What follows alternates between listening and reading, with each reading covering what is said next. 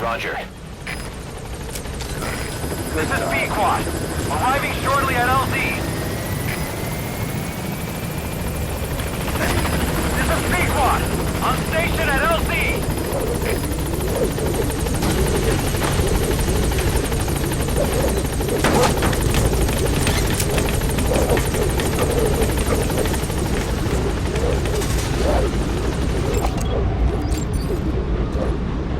Gaining altitude.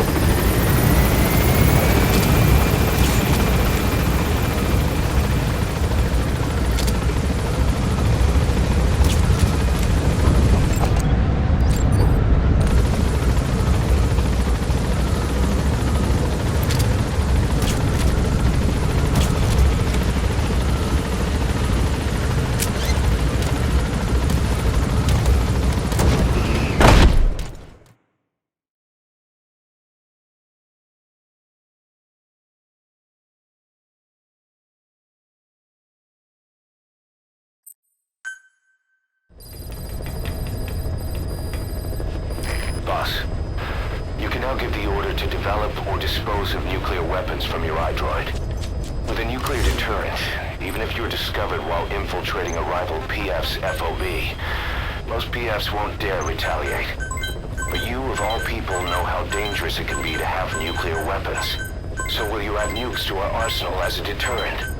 Or will you take them away from other PFs and dispose of them to help build a world that's free of nuclear weapons? I'll leave that decision up to you.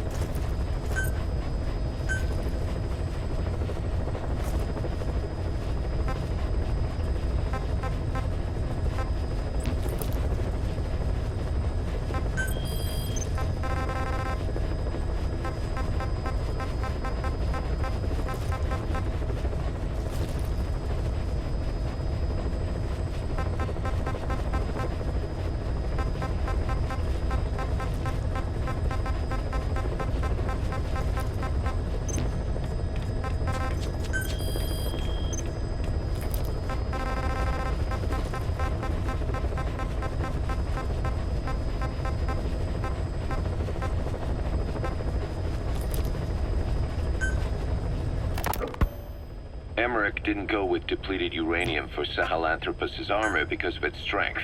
He had nukes in mind. Exactly. It's meant to use its body as the fuel component for a nuclear weapon. Sahelanthropus uses built-in uranium enrichment archaea to melt its own body and extract uranium-235 from the depleted uranium in its armor. Those archaea perform the enrichment in an extremely short time. The concentration jumps by a factor of several hundred, from 0.2% to over 90%. The end result being highly enriched weapons-grade uranium. Sahelanthropus' body itself becomes a nuclear bomb. Emmerich says if it were to self-destruct, the nuclear yield would be somewhere in the region of 15 kilotons. Since you need about 50 kilograms of highly enriched uranium to trigger a nuclear reaction, that would mean Sahelanthropus contains something like 23 tons of depleted uranium. That's not very much. No, it isn't. That's about what you'd expect to find in a main battle tank's armor. The point is, it can be transported anywhere, even use its conventional weaponry on the battlefield, and the international community will never suspect a thing. I just received word from the R&D team and the transport team out of Afghanistan. They finished installing Sahelanthropus on the base. It's ours now. All right. Don't let any of the staff touch that thing. Especially Emmerich. Of course. That guy's crush on Sahelanthropus is beyond a joke. Guess he really wants to see his tech stand on its own two legs this time. That's not gonna happen. I know it. So you've got no plans to make it operational again? Damn right. Boss, I want to hear it straight from you. Hear what? What the hell do you want with that thing? The drive is busted. It's not like it has a nuke on board. Even if the metallic archaea could turn it into a nuclear weapon, all it can do is self-destruct. Sahelanthropus just isn't a weapon anymore. It'll draw unwanted attention without even being a deterrent. I know. The weapon's development strut sank 2 feet under that thing's weight. That's 1 year's drop in a single night. We've started on reinforcing the strut, but there's no guarantee it'll hold up if a storm hits. I know that too. Boss, why keep it? It's a mark. Us Diamond Dogs, we don't have a country to call home. That means we have no past, nothing to prove that we lived. Every one of us threw it all away when we came here. Sahelanthropus is a symbol to show that the likes of us brought at least one crisis to its end. A mark in history.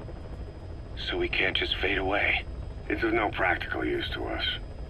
But we still need it. A symbol of what we've done. I'm glad I sounded you out on this. Snake, on behalf of all of us, I want to thank you. I don't need gratitude. I need security. Keep Emmerich away from that thing. Roger that.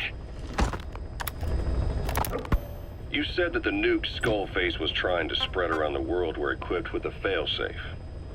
Something that could shut them down at will. His will. Quite so. After all, he needed a guarantee that a buyer wouldn't simply turn the weapons back on him. So how can they be stopped? The criticality trigger, that is, the detonator, is a complete black box design.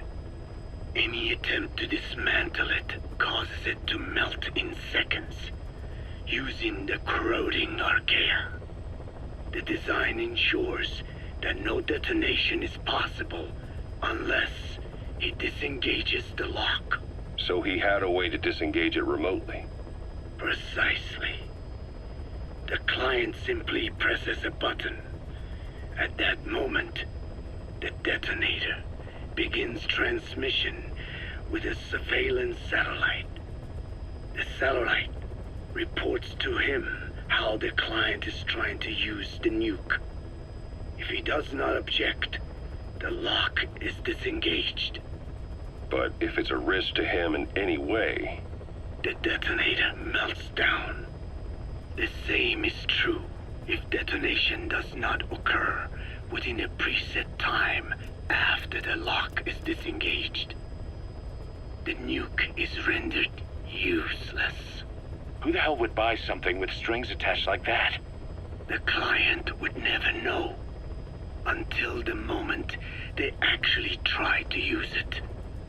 Most likely, he would have explained the time delay as the detonators needing time to activate. And he only intended to sell to technologically primitive groups in the first place. Let me guess. He'd claim it was defective and offer a replacement. Shadier than a used car salesman. Skullface shakes your hand like a friend, using the other to control you like a puppet. This is how he works. Code Talker, haven't seen you eat a single thing since you got here. Let me guess. Photosynthesis? Oh? What makes you say that? Well, a long time ago, I knew someone with a similar ability. Well, you are correct. Most of my body is covered with parasites. I supply them with water, and in return, I receive sugars they produce when exposed to light. It isn't just my skin either. The parasites also act as my eyes. They have replaced many of my internal organs as well.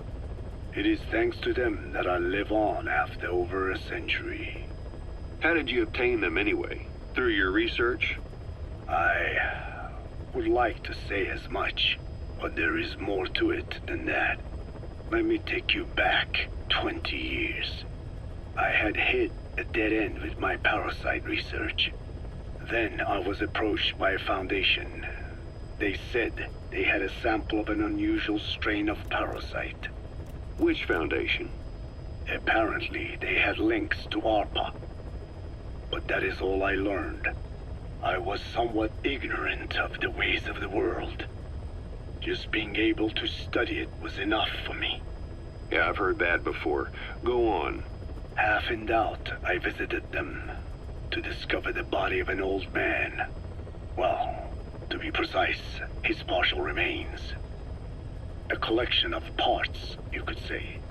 The man had died in an explosion. An old man, you say? His flesh had not decomposed. In fact, the tissue's cells were still metabolizing. The parasite had infected, or should I say assimilated with, the tissues, and was keeping them alive. I became obsessed with studying the body parts, foregoing food and even sleep. Every day was filled with new discoveries. The parasite's biology, internal anatomy, life cycle. But there was only so much I could learn through observation. And so I made a decision. To truly know the parasites, I had to live with them. So, you implanted them inside you from the dead man's flesh? Correct. It was quite a gamble, whether or not they would adapt to me. But fortunately, it appears I was compatible with them. Or perhaps, through my many years of research, my immune system learned to tolerate them. Were they that body's only parasite? Yes. However, there was a separate specimen that supplied its host with adrenaline in response to pain, and yet another that could control insects at will through secreting heterogeneous pheromones. I wanted exposure to them, to take them into me, but my wishes were denied. Their records, though, provided clues that helped advance my research. Would you care to join me? A life spent never worrying about food is a most wonderful one. I think I'll pass. But thanks. This has been helpful. Skullface has finally burned out. The world is rid of his existence at last. Was he still alive? You could say that. But you could also say he'd been dead for decades. What's that supposed to mean? Biologically speaking, it's hard to say how much was his life. Side effects from the treatment? No, the primary effect. Keeping a dying host alive as long as possible. That is the whole point. But in the end, he grew too dependent on his children. As if he had any other way to keep on living. He first underwent parasite therapy before the Soviet Union became his home. His body was horribly burned. Fire washed across his thin young frame and stole his skin and his throat, even his lungs. Only through repeated therapies could the parasites keep him alive. Most of his life became something the parasites gave to him. And then he lost the ability to die. That is correct. The parasites live on past the host's death, still aiding cell composition. At that stage, there is no way to extract them from the host cells. There is no way of knowing when the last cell of Skullface's body would die. The only choice was to burn the whole thing. And his children, along with it. And I am one to talk. When my life is snuffed out, I expect you to treat my body the same way. And when I burn, I will truly be one with my children for the first time. You say there were 3 English vocal parasites. According to Skullface, yeah. Skullface had 2 of the English strain with him. You burned both of them. There was an oil fire. I tossed him in. So that just leaves 1. And you tell me Skullface said he used it. He said it was very close to me. Very close. One of your comrades, or someone ordered to kill you. Or he could have been speaking metaphorically. Metaphorically? Close to your spirit, close to your heart. Someone who either loves you or despises you. The second one makes a long list. Whichever it is, act with caution. Skullface implanted someone with the English language strain. Who it is irrelevant. Why? I tell you what Skullface really meant. Very close to you means you will be exposed. All the infected here have been given the Wolbachia. Even if the vocal cord parasites infect them now, they cannot reproduce. But if there's a different host among us, host to the English strain. If that were the case, we'd see the symptoms. What about the non-English speakers? We have plenty of those, but the staff use English as a common language. But if that someone has not spoken English yet, and begins to speak it now, there'd be another outbreak. The final mating pair of the English strain must be found immediately. Skullface is gone, but his threat still remains. On this base, do you see what the final mating pair is? With him dead, those parasites are the stain he wished to leave upon the world. His thirst for vengeance. In their flesh. Think. Does anyone here bear a grudge against you? Who would target you, specifically? The ethnic cleansers that Code Talker mentioned, they weren't Skullface's true goal. All we have is circumstantial evidence, but here's my theory. It was Cypher who started developing the vocal cord parasites as bioweapons, parasitic weapons, and Africa was the testing ground for them. As Code Talker said, their purpose is the ethnic cleansing of only those who speak a particular language, so they could do a weapon of mass destruction to eradicate specific groups, races, ethnicities, or colonies by the language they speak, or a kind of absolute language control. Or maybe a tool for those arrogant fools to build some misguided utopia. I can see plenty of uses for them. However, in practical terms, they wouldn't be as dangerous as you'd think. Counteracting the parasites is easy, after all. Cut them out of your throat to save your life, or just don't talk. That also prevents the infection from spreading. So if the international community were to find out about them, they'd no longer be the threat they were conceived to be. In which case, their targets would be limited to minority groups as a deterrent or a terrorist tool. It's hard to imagine Cypher developing something like that as a main weapon for their arsenal. That leads me to think we've only tugged on one little thread in Cypher's grand tapestry. An obscure corner of their work, possibly forgotten altogether. In any case, things changed. When Skullface was forced to relocate to Africa and he saw that thread dangling. All the time he continued that research, he was secretly following his own agenda. The ethnic liberator parasites. His English language strain. Skullface said there were only 3 samples of the English language strain parasite, and I think we can believe him. Bringing his ethnic liberator's plan to fruition depended on creating an English version of the vocal cord parasites at all costs. But an English strain would have been useless to Cypher. Worse, it could have destroyed everything they'd built.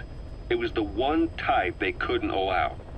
That means Skullface was forced to develop his English strain out of sight of Cypher's network. Naturally, he couldn't use the greenhouse facility Cypher had set up and filled with guinea pigs. Skullface must have found some secret place to create his precious few English parasites, hiding all evidence like a man cheating on his wife. Somewhere, an entirely standalone environment. And when his plan entered its final phase, he must have made the place disappear. Some little room, could be anywhere, but now nowhere at all. We'll never know where he did it, but to elude Cypher's surveillance, it couldn't have been big. I believe Skullface was telling the truth. There were only ever 3 samples of the English language strain. Why activate Sahelanthropus in Afghanistan? This is how Skullface wanted things to play out. The Soviet Union secretly develops a new type of nuclear weapon and successfully deploys it in Afghanistan. Revealing the existence of Sahelanthropus results in a return to the glory days of the Cold War. The threat it poses reignites the nuclear arms race between the world's major powers. The demand for nuclear weapons increases around the globe. What if you then introduced a nuclear weapon anyone could get their hands on? Non-nuclear nations, militant groups of all shapes and sizes, they'd all jump at the chance. Sahelanthropus was a marketing tool to sell nukes all around the world. But I think it's safe to say that plan was stamped out before it got up and running. The world's intelligence agencies never did turn up anything conclusive on it. After all, Sahelanthropus vanished before word could spread.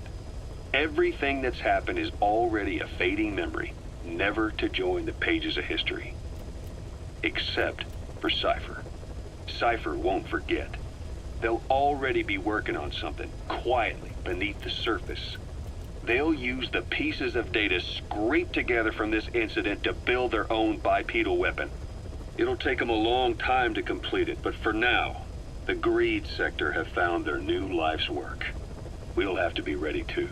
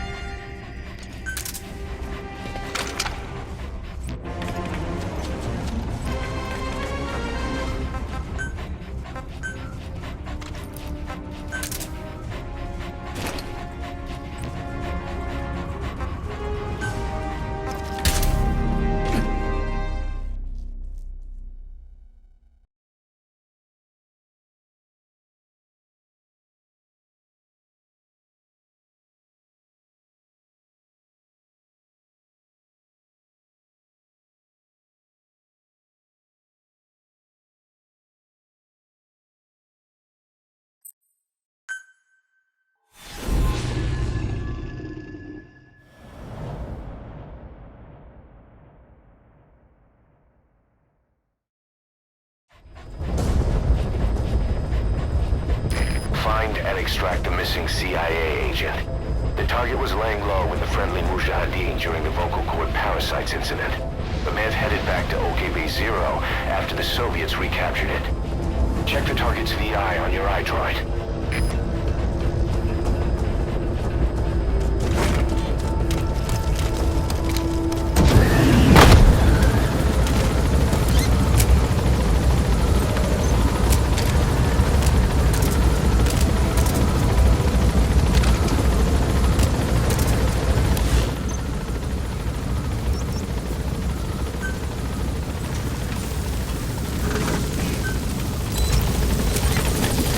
Careful down there, boss.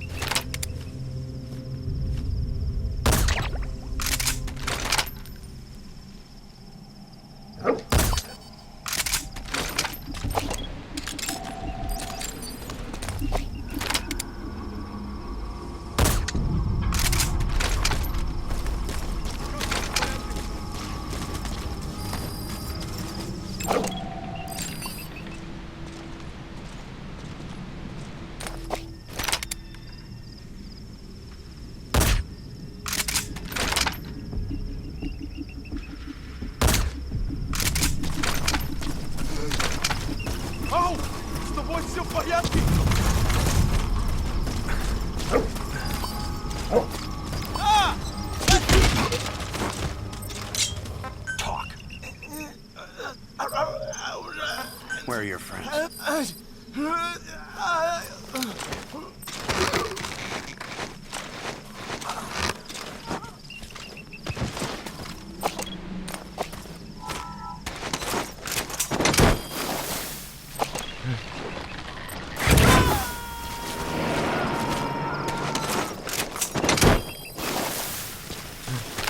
He's coming too. Roger that.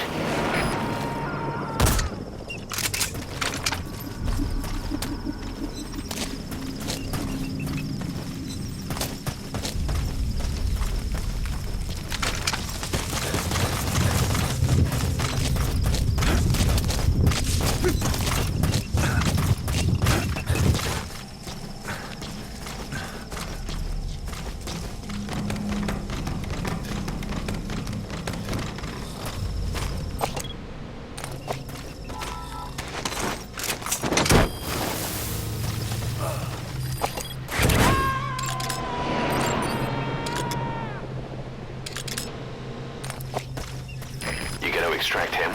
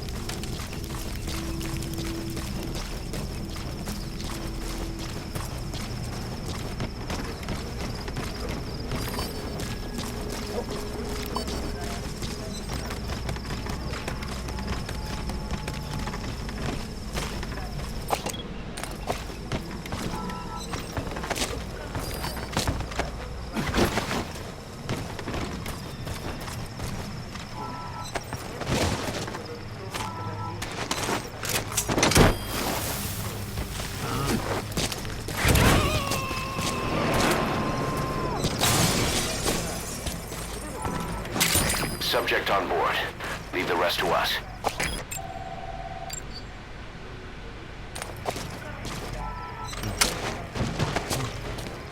Ну почему?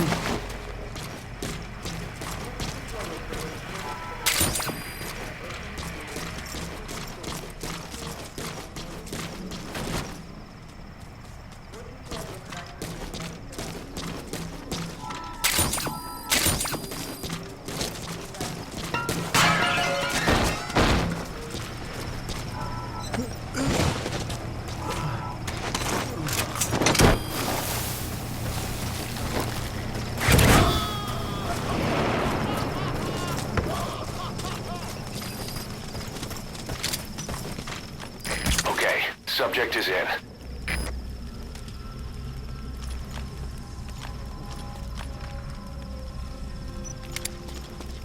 Что? Смотри. Эй, ты в порядке? Что это?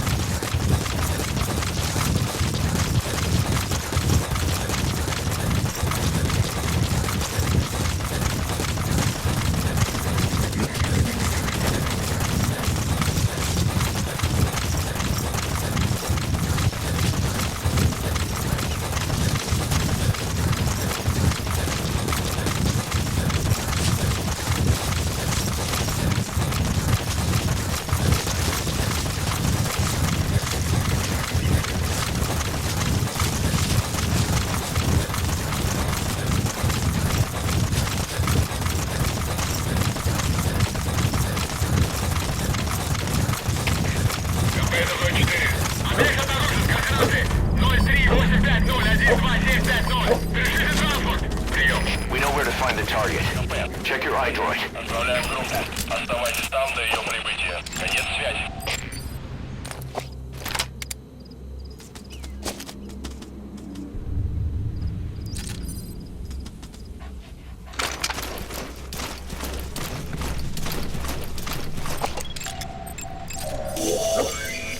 That's the target.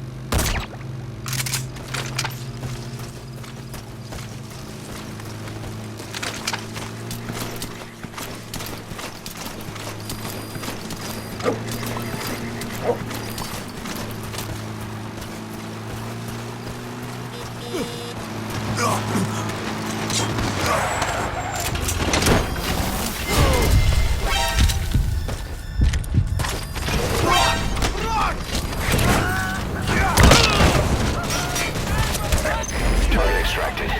Exfiltrate the hot zone, boss.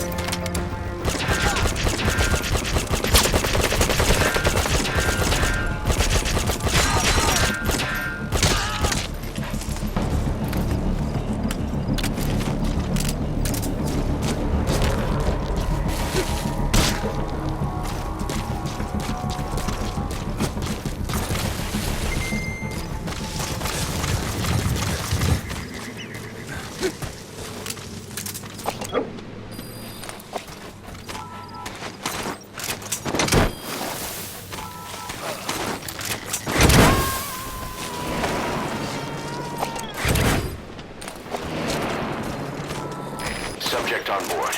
Leave the rest to us.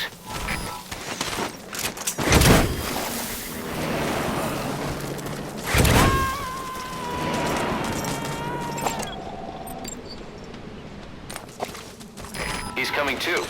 Roger that.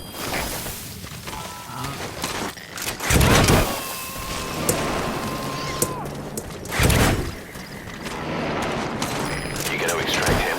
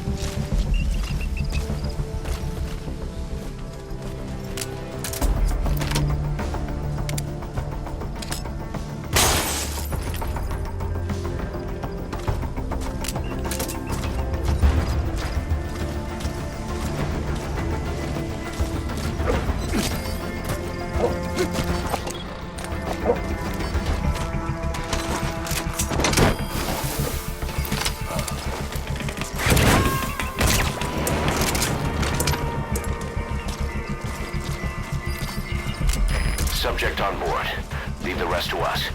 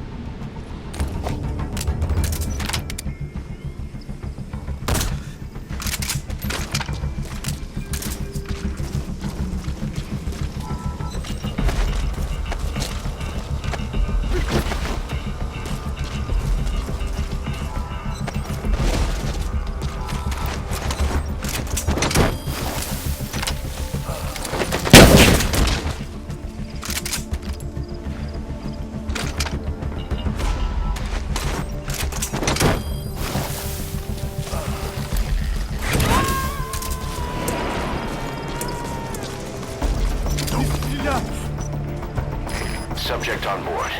Leave the rest to us.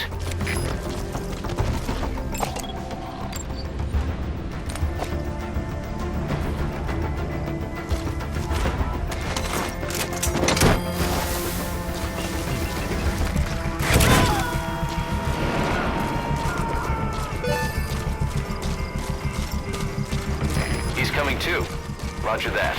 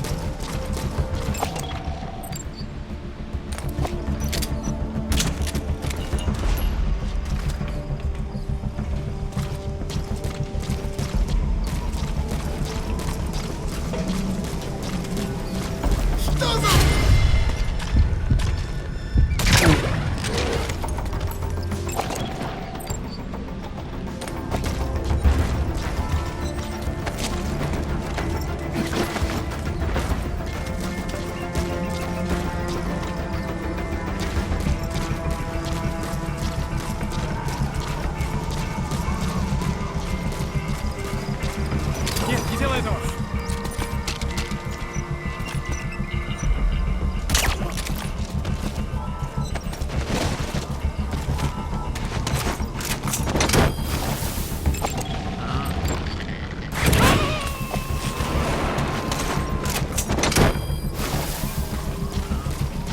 You gotta extract him.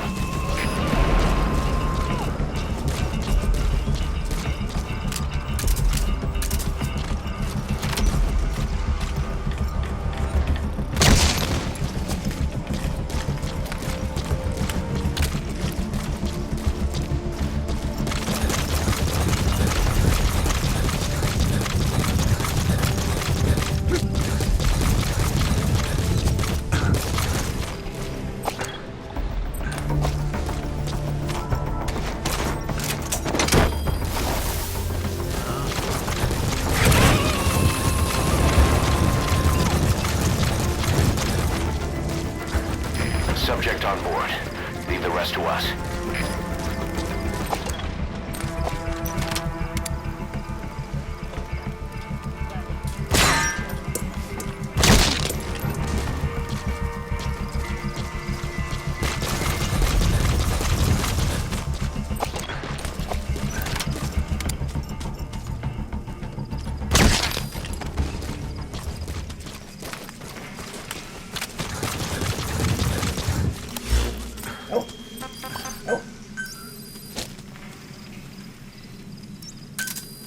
Roger. This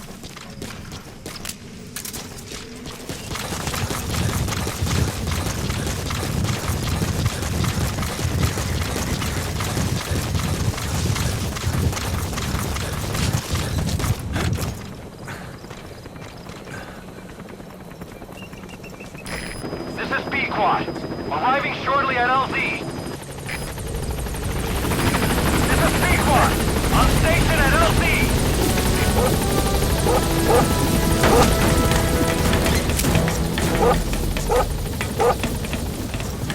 Gaining altitude.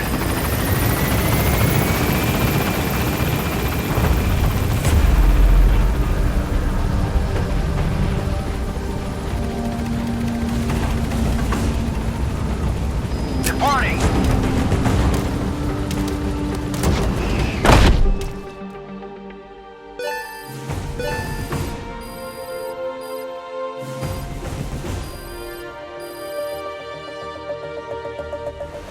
Yes, mission complete. Boss, that was exceptional.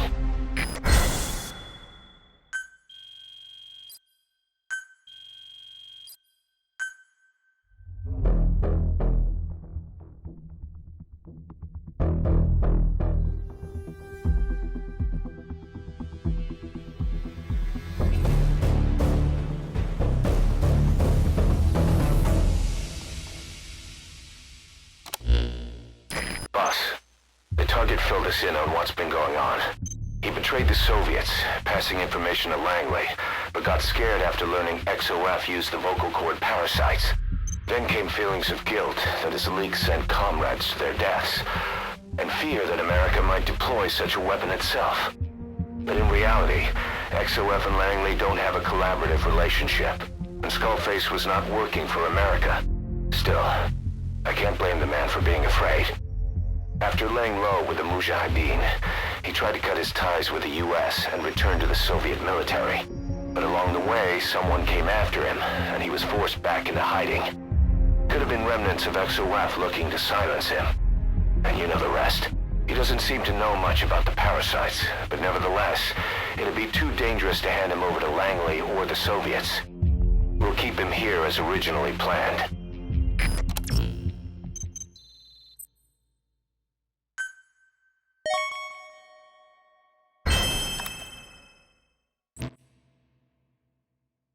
Boss, come on back to base.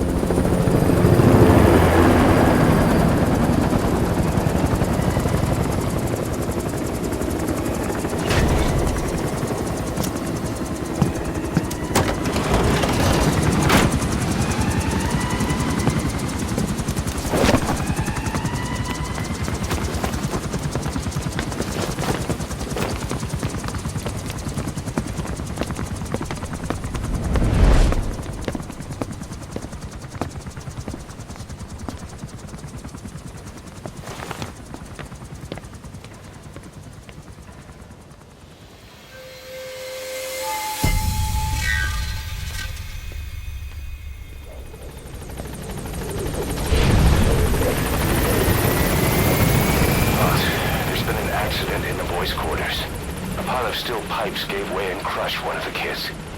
The boy named Ralph. They tell me he died instantly. I'm sorry, boss. It's my fault. I should have been keeping an eye on them. I'll let you know if we learn something.